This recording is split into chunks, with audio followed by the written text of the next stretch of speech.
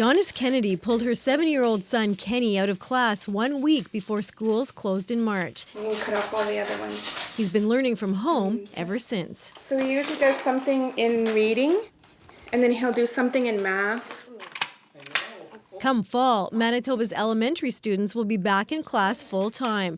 So the Kennedys have already decided if their school doesn't support them in remote learning, they'll homeschool their son, going down to part-time work to do it.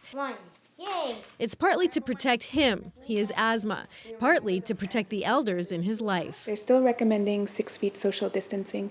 I'm thinking even more inside, because enclosed spaces, crowded spaces, and I don't want to put my son on the front lines. So I thought today we'd talk about percent change. Another option for some parents, private tutoring, to help their kids navigate online learning. And it's almost exactly the same formula. I know people are trying, but the system can only do so much remotely. But that costs money, and this tutor is worried about all the students whose parents can't afford it. Some students will adapt okay and will be able to make it up.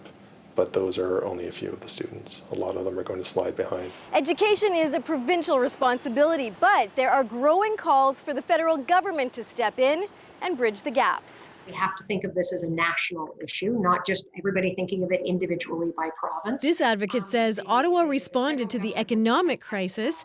Now it needs to do the same for the education crisis. How in Canada are we going to ensure that our kids all across the country, from coast to coast to coast, are getting what they need, not just to survive this moment, but to thrive? Because the ripple effects of this pandemic will affect our children for decades to come. Karen Pauls, CBC News, Winnipeg.